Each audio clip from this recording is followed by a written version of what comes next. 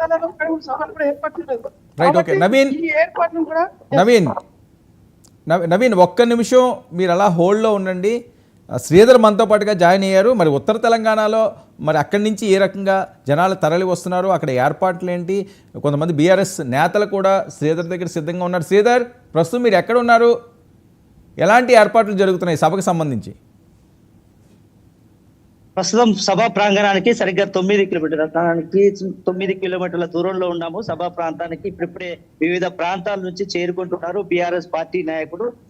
కేసీఆర్ తమ అధినేత ఎలాంటి వ్యాఖ్యలు చేస్తారా, ఎలాంటి సందేశం ఇస్తారనేది అత్యంత ఉత్కంఠతో ఎండను సైతం లెక్క చేయకుండా ఇక్కడికి సభ వద్దకు చేరుకుంటున్నారు. మీరు ఎక్కడి నుంచి వచ్చారో, మీరు ఎలా వచ్చారో, అసలు దేనికోసం వచ్చారో తెలుసుకునే ప్రయత్నం చేద్దాం. చెప్పండి, ఈ రోజు కేసీఆర్ మహాసభ ఉంది, రజతోత్సవ ఉత్సవాలు జరుగుతున్నాయి.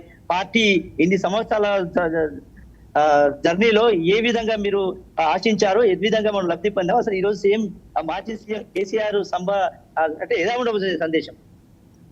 మేము ఆదిలాబాద్ డిస్ట్రిక్ట్ నుంచి వచ్చాము. మా కాన్సెప్ట్స్ వచ్చి జోగురామన్న. మాకు ఈరోజు మా గవర్నమెంట్, మా కేసీఆర్ లేక చాలా ఇబ్బందిగా అయిందంటే చెప్పరాని అంత ఇబ్బందిలో ఉన్నాం. ఆశపడి జనాలందరూ మోసపోయారు. ఇలా ఏదో అచేతిలో వైకుంఠం చూపించి రేవంత్ రెడ్డి గారు ఇవాళ జనాలందరినీ అయోమయంలో పెట్టి రాష్ట్రాన్ని అతలాకుతలం చేసి అప్పుల పాలు చేసి ఇవాళ ఈ 16-17 నెలలు గడుస్తున్నది. 16-17 నెలలు కాలం గడిచిన ఒక్క దగ్గర కూడా ఇంకొక లేదు, ఇక వర్గేసింది లేదు, జనాల కోసం ఇచ్చింది ఏమి లేదు. 4,000 రూపాయల పెన్షన్ ఇస్తా అని చెప్పిండు, పెన్షన్ లేదు. రైతు బంధు వేస్తాడు, 4 ఎకరాల లోపు వాళ్ళకే వేసిండు రైతు బంధు. రుణమాఫీ అని చెప్పిండు, రుణమాఫీ చేయలేకపోయిండు. తులం బంగారం అన్నాడు, తులం బంగారం ఇవ్వలేకపోయిండు. ఆడబిడ్డలకు 2,500 అన్నాడు, అది చేయలేకపోయిండు. ఇంకొకటి చదువుకున్న పిల్లలకు స్కూటీలు ఇస్తా అన్నాడు. ఇలాంటి ఎన్నో ఉన్నాయి. ఇక చెప్పుకుంటా పోతే గంట సమయం గడుస్తుంది తప్ప మాకు నిరాశ వస్తుంది తప్ప మాకు ఒరిగింది ఏమి లేదు. కానీ ఇంత దరిద్రమైన పాలన గతంలో కేసీఆర్ చెప్పిండు, దొంగలని నమ్మకండి, మోసపోకండి, మీరు మంచిగా నాయకుని ఎన్నుకోండి, మన పరిపాలన బాగుంది, పట్టాల మీద ఉంది, గాడి తప్పితే బాగా ఇబ్బందిలో పడతాం అని చెప్పిన జనాలు ఆశపడ్డారు. పాప వాళ్ళ తప్పు లేదు. ఎందుకంటే ఈయన చేస్తాడేమో, కేసీఆర్ ఇంత చేసినప్పుడు రేవంత్ గారు కూడా ఈయన చేస్తారేమో అని ఆశపడ్డారు.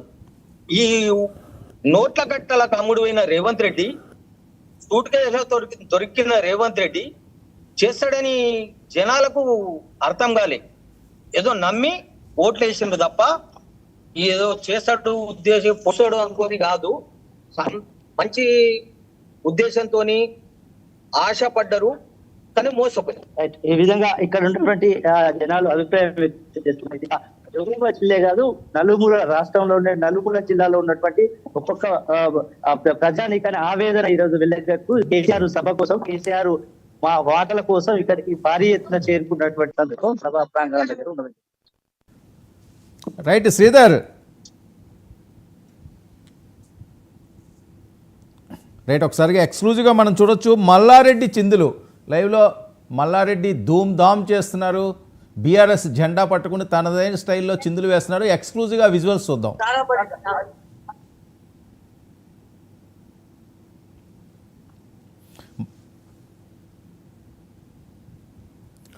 మల్లారెడ్డి ఏం చేసినా కూడా ఒక సంచలనమే. ఒకసారిగా మనం విజువల్స్ చూడొచ్చు. ఎక్స్క్లూజివ్గా ఫుల్ జోష్లో ఆయన ధూమ్ ధామ్ చేస్తున్నారు. ఎంత ఎనర్జీగా మల్లారెడ్డి ఉంటారో వేరే చెప్పాల్సిన అవసరం లేదు. ఆయన మాట్లాడినా డ్యాన్స్ చేసినా అదొక ప్రభంజనమే. ఎక్స్క్లూజివ్గా మనం విజువల్స్ కూడా చూడొచ్చు. మల్లారెడ్డి బీఆర్ఎస్ జెండా ఊపుతూ అందరినీ కూడా ఉత్తేజపరుస్తున్నారు, ఉత్సాహంతో ఉరకలు వేస్తున్నారు. ఫుల్ ఎనర్జీగా మల్లారెడ్డి ధూమ్ధామ్ చేస్తున్న విజువల్స్ సోషల్ మీడియాలో వైరల్ అవుతున్నది. మల్లారెడ్డి ఏం మాట్లాడినా సరే, గతంలో మనం చూసాం, మల్లారెడ్డి ఏం మాట్లాడినా, ఏ పాట పాడినా, ఏ డ్యాన్స్ చేసినా సరే ఆయన స్టైలే వేరు. ఒకసారిగా మనం అక్కడ చూడొచ్చు. ఫుల్ ఎనర్జీతో మల్లారెడ్డి బీఆర్ఎస్ శ్రేణులకి అందరికీ కూడా ఉత్సాహాన్ని కలగజేస్తున్నారు. మండు టెండలో కూడా మల్లారెడ్డి డ్యాన్స్కి అందరూ కూడా పరవశించిపోతున్న దృశ్యాలు మనం ఎక్స్క్లూజివ్గా చూడొచ్చు.